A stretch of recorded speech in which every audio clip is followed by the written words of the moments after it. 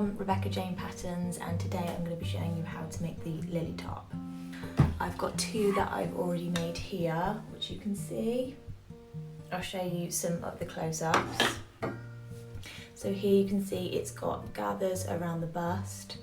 It is lined on the top of the bodice. You can use a different fabric for your lining if you want to. And then you've got some split side seams here, which allows just to drape really nicely.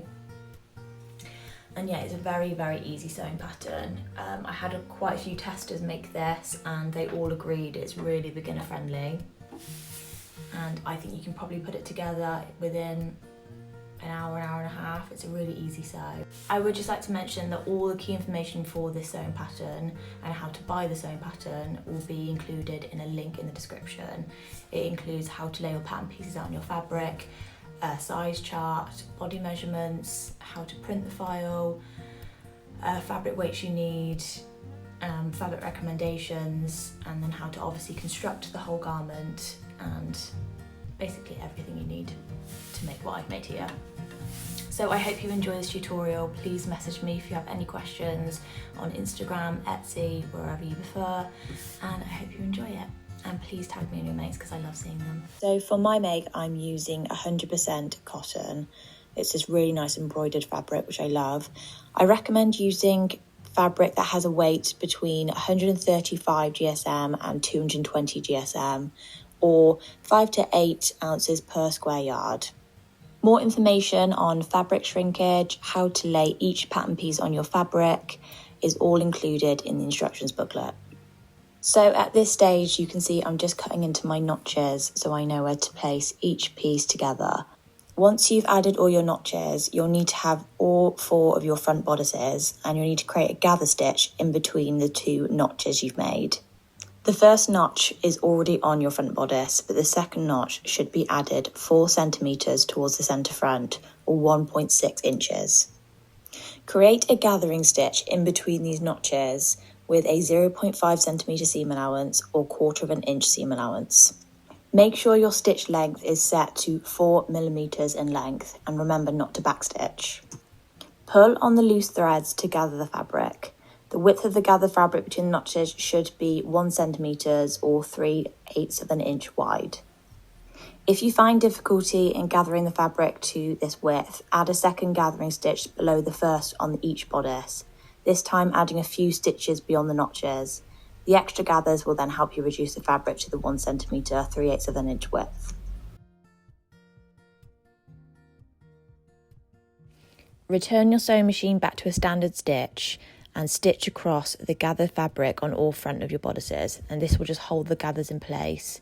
Use a 0.5 centimeter or 1/4 inch seam allowance. This is just to secure the gathers in place and make sure they don't unravel whilst you're constructing the rest of the top.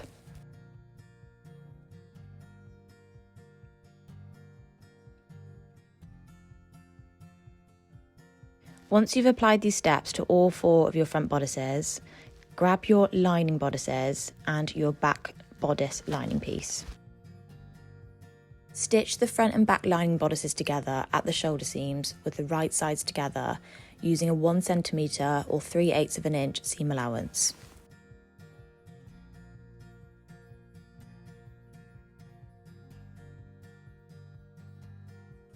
You'll need to repeat this step with your main fabric bodice, so taking your front bodice pieces for your main fabric and your back bodice for your main fabric and stitching again at the shoulder seams.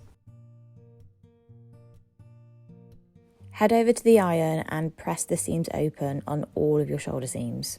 Next, you're going to be attaching your lining bodice to your main fabric bodice, and this will be attached at the neckline. So attach with the right sides together and a 1 centimeter or 3/8 of an inch seam allowance. It's really important to line up your shoulder seams accurately, so I normally start here and then work my way around the rest of the neckline. I probably need to mention that you have probably noticed that my side seams are already sewn up and attached. I got way too ahead of myself and they're not actually meant to be attached yet, so just ignore that part.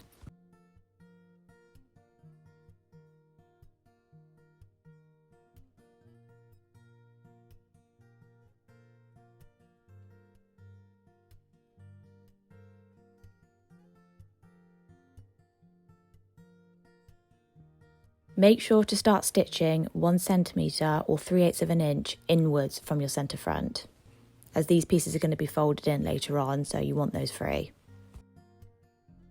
So as you can see, I'm not starting right at the centre front, I'm starting 1 centimetre or 3/8 of an inch inwards. And I'll repeat this again when I reach the other centre front. And just in case you need a reminder at this point, you should be attaching the 2 bodices at the neckline with a 1 centimetre or 3/8 of an inch seam allowance.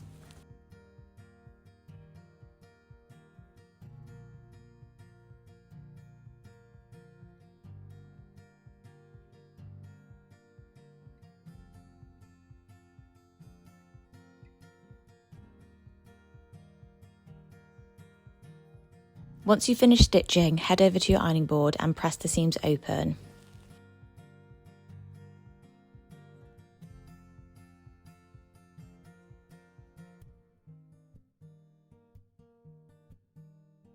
I've now turned my bodice so the right sides are facing out, and I'm giving it another good press, just to make sure the seams are lying towards the lining fabric.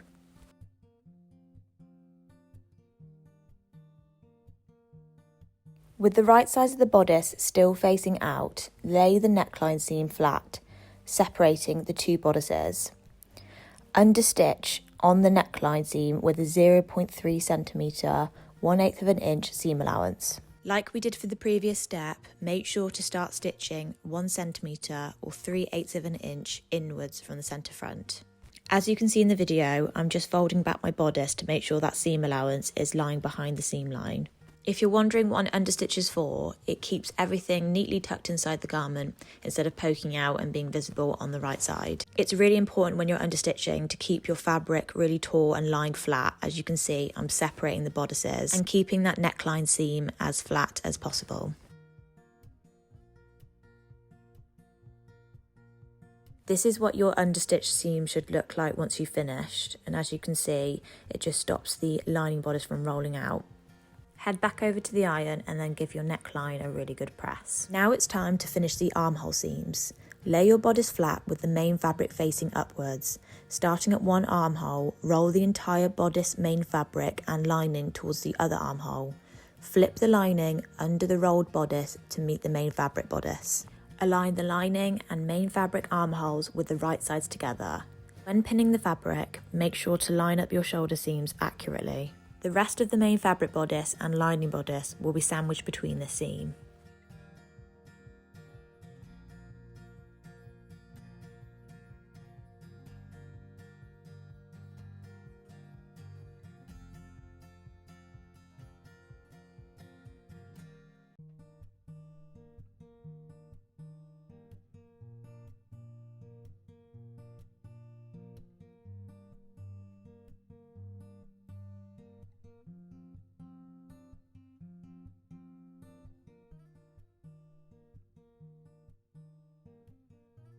Using your pins as a guide, stitch together the lining bodice and main fabric bodice with a 1 centimetre or 3/8 of an inch seam allowance.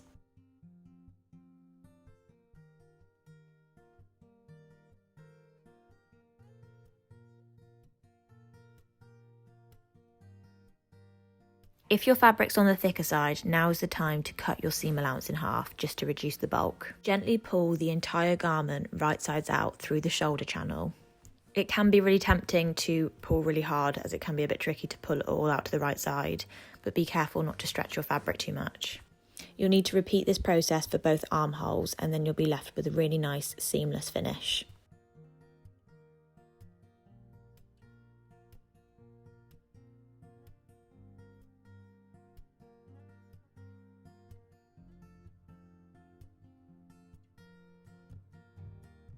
Head over to your iron and then give the armholes a really good press, and basically the whole garment as well, because it's probably looking a little bit creased at the moment. If your armhole seams are bunching up, use 2 hands to roll the seams, and this will help them lie flat. Next, stitch together the side seams of your lining bodice and your main fabric bodice, making sure the neckline seams of each bodice line up accurately. Stitch together with a 1 centimetre or 3/8 of an inch seam allowance. Once you finish stitching, head over to your iron and press the seams open. The seam allowances are being pressed open to reduce bulk where seam allowances come together. Next, we're going to be constructing the straps.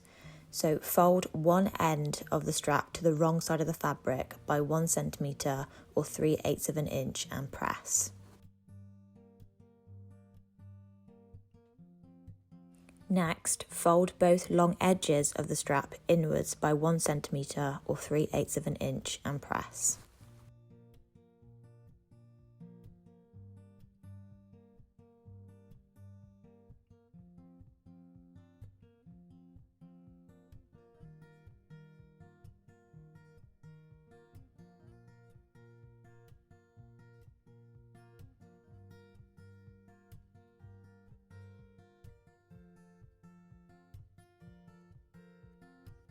Finally, fold the strap in half and press. You'll need to repeat this process for the other 3 straps.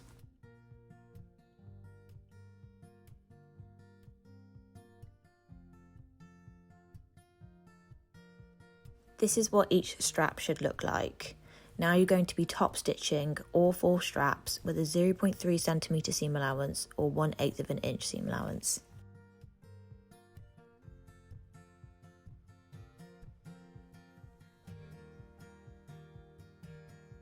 On a previous step, we stopped stitching 1 centimetre or 3/8 of an inch before the centre front.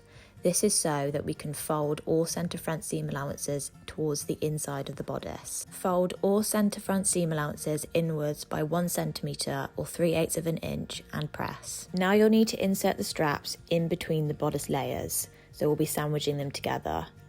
Insert your straps by 1 centimetre, placing the first set of straps 1 centimetre down from the top neckline on the front bodice or 3/8 of an inch, then placing the second set of straps 9 centimetres or 3.5 inches down from the top of the front neckline. Top stitch both centre fronts with the straps sandwiched between the lining and the main fabric bodice using a 0.3 centimetre or 1/8 of an inch seam allowance. As I reach my straps, I'm just using my reverse stitch to go over the straps a few more times just to make sure they're secure. Once you finish stitching, you can then give the centre front a press. Next, you'll need both of your front bodice edges and your back bodice edge. Using your back bodice edge, fold each side seam to the wrong side of the fabric by 0.5 centimetres or 1/4 of an inch. Use your iron to press the fold in place.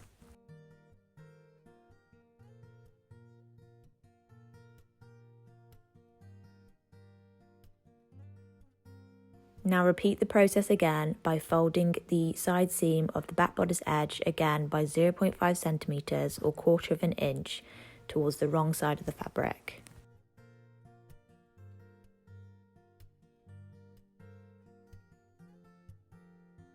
This process will need to be repeated on your other side seam for your back bodice edge and both your centre front seam for your front bodice edge and the side seam of the front bodice edge. Now it's time to stitch the back bodice edge to the back bodice with the right sides together using a 1 centimetre or 3/8 of an inch seam allowance. The back bodice edge side seams should lie parallel to the side seams of the main bodice.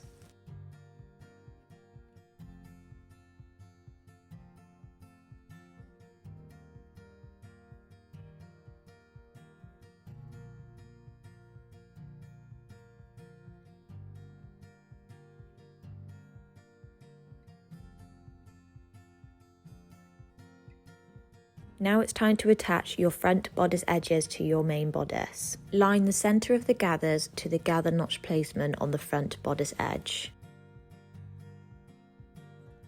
Once you finish pinning the front bodice edge to the bodice, you can attach both pieces with a 1 centimetre seam allowance or 3/8 of an inch seam allowance. Make sure the front and back bodice edge don't overlap at the side seams, they should just lie parallel to one another. Once you've finished the seam, you can then press the seams open and then close towards the bodice edges.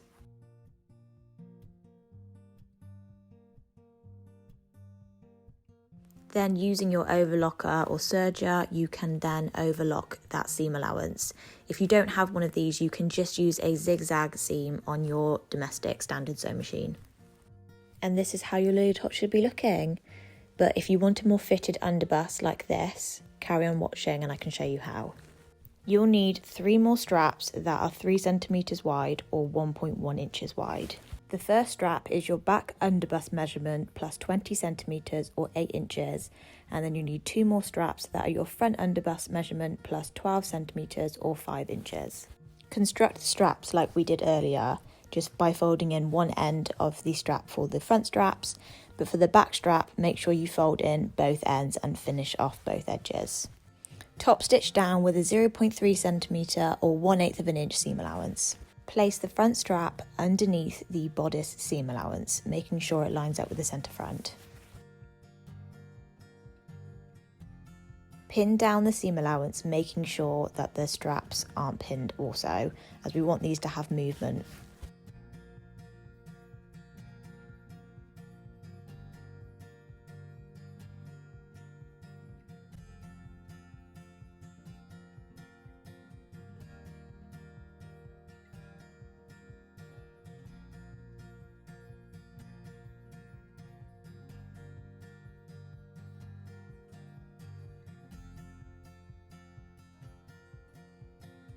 Where the pins have been placed is where you'll be sewing, but make sure to add a couple of stitches over the centre front to make sure the strap is secured in place, otherwise this will just pull straight out.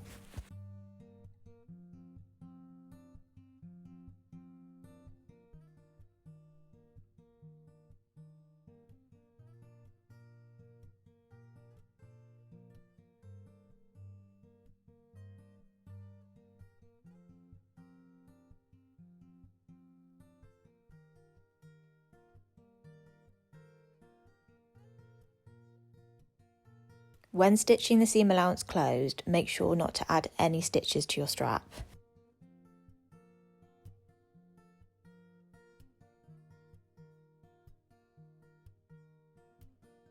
For the back bodice seam allowance, we'll be adding the strap afterwards, so all you need to do is top stitch the seam allowance down like you did for the front bodice.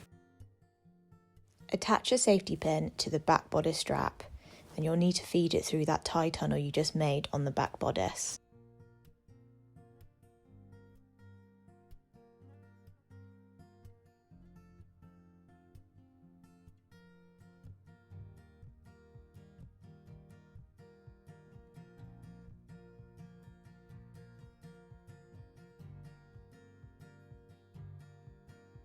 Feed the safety pin all the way through the back tie tunnel, all the way to the other opening.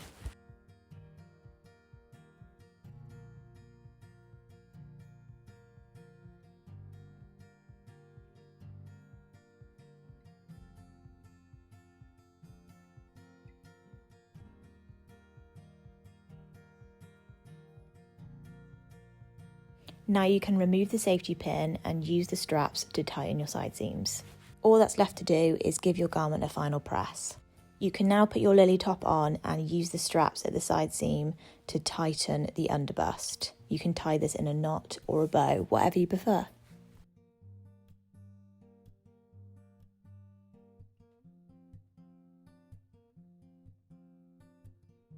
I really hope you enjoyed this tutorial. Please message me via Instagram or Etsy if you have any questions. And of course, tag me in your makes on Instagram, as I love seeing your unique versions. Hit the subscribe button below if you want to follow along for more sewing content.